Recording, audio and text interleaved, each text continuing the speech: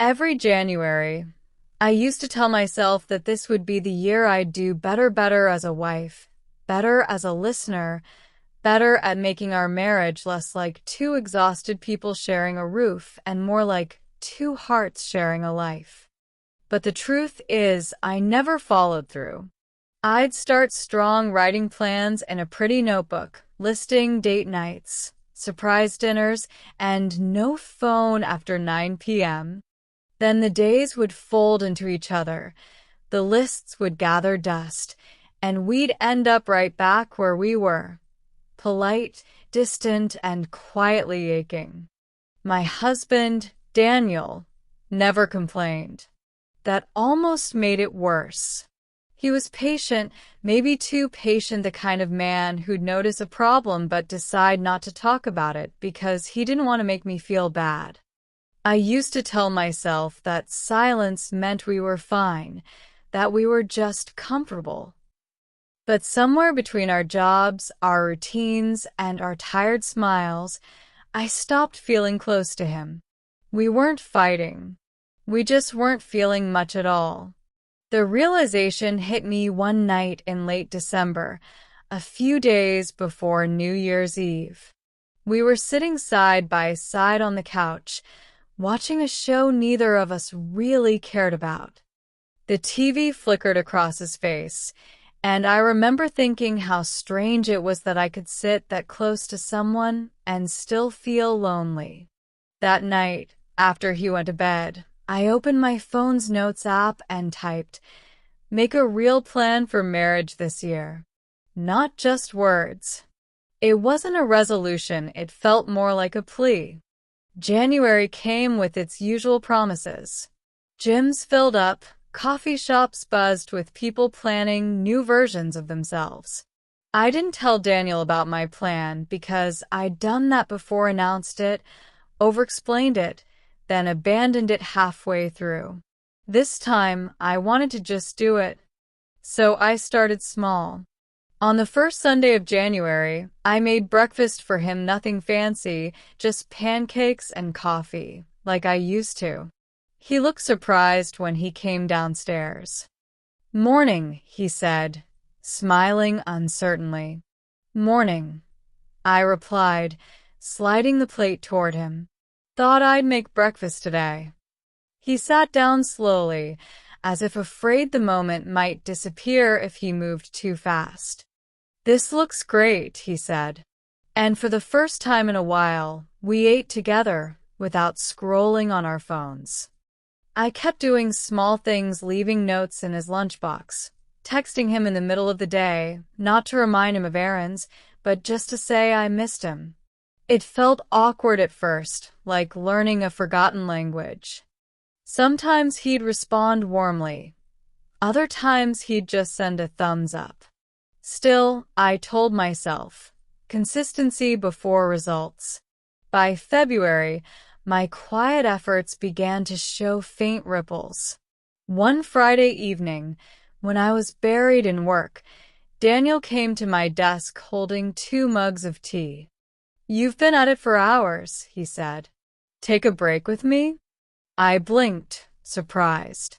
He hadn't said something like that in months. "Sure," I said, closing my laptop. We sat on the balcony, watching the city lights flicker below. "You've been different lately," he said softly. "Different how?" "I don't know. Lighter. Like you're really here again." The words caught me off guard, a mix of joy and guilt swirling in my chest. I wanted to tell him that I'd been trying, that I'd been writing plans and making small promises to myself, but I didn't. I just said, "I'm glad you noticed." But love isn't fixed by checklists. March came, and with it stress. His company was downsizing. My boss piled on extra deadlines, and all my careful little routines collapsed under pressure. We stopped talking as much. I got snappy. He got quiet again. One evening, I came home late to find him reheating leftovers. "You could have waited," I muttered. hanging up my bag. He looked at me, expression unreadable. You said you'd be home by 7. It's 9. Well, work was crazy. I can't just leave things undone. I snapped, even though I knew he wasn't blaming me. Okay, he said quietly, turning back to the microwave. That okay stung more than a shout would have. That night, we went to bed facing opposite walls. I stared at the ceiling, angry at myself. It was happening again, the same cycle. Every year, I said I'd change, and every year, I let the noise of life drown out my intentions. In the dark, I whispered, I'm sorry. He didn't answer. Maybe he was asleep, or maybe he just didn't believe me anymore. April brought a kind of clarity. One weekend, while cleaning the drawer beside my desk, I found all my old marriage improvement notebooks. They were full of grand ideas, romantic getaways, communication exercises, lists of ways to rekindle intimacy. Yet all of them ended halfway, abandoned. I sat there flipping through them, and something inside me broke open. Maybe I kept failing because I treated our marriage like a project instead of a person. I tried to fix it instead of living it. That Sunday afternoon, I told Daniel the truth. I've been trying to make things better, I said. Every year I make plans. I write things down, start doing little things, but I always stop halfway. I'm tired of failing at this. He listened quietly, hands folded on the table. You're not failing, he said finally. You're trying. That means something. But it doesn't feel like enough, I whispered. He reached for my hand. Maybe we stop trying to fix things separately. Let's just try together. It wasn't a big moment. No music, no cinematic hug. But his words stayed with me. Try together. In May, we started taking evening walks, something we used to do before marriage became a routine of chores. At first, we barely spoke, but slowly, the silence turned easy, comfortable again. Sometimes he'd tell me about work frustrations. Sometimes I'd share small victories. We didn't solve everything, but we listened. By June, we started a small ritual Friday night dinners at home. No phones, no TV, just candles and conversation. It felt awkward at first. We'd run out of things to say halfway through. But after a few weeks, laughter returned. We teased each other. We argued a bit too, but the kind of arguing that ends in laughter, not silence. One night, I asked, Did you ever think we'd get back here? He looked at me thoughtfully. I don't think we ever left. We just got lost for a while. I smiled.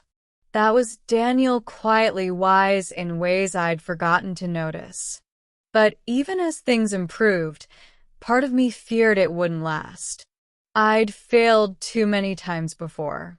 By September, work stress came roaring back. I started staying late again, sometimes skipping our walks. Daniel didn't say much, but I could sense his disappointment. One night, I found him eating alone, scrolling through his phone. My heart sank. He looked like me a year ago. That night, I stood in front of the bathroom mirror, looking at my tired reflection. Don't quit this time, I whispered.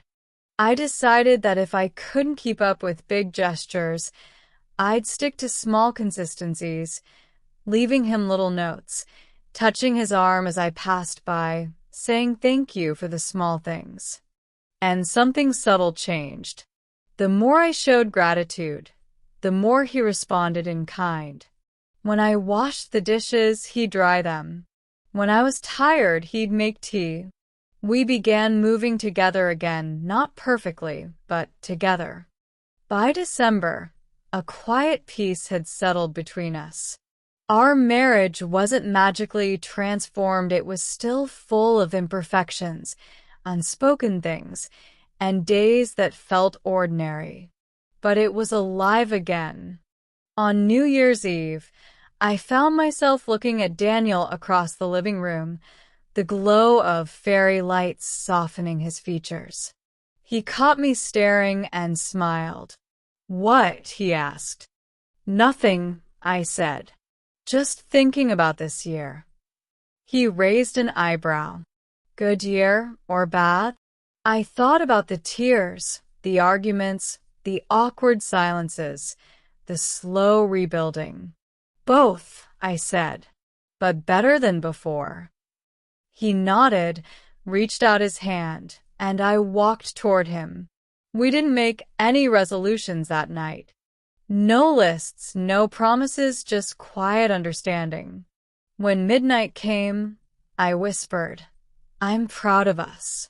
He squeezed my hand. "Me too." Later, as I lay in bed listening to the fireworks fade, I realized that maybe success in marriage wasn't about grand plans or perfect communication. Maybe it was just about not giving up when things got dull, or hard, or repetitive. Maybe it was about showing up again and again, even after failing before. For years, I'd thought love needed constant improvement, constant effort, constant renewal. But this year taught me something simpler. Love needs presence. And for the first time in a long time, I felt it quiet, real, imperfect love. The kind that doesn't always sparkle, but always stays.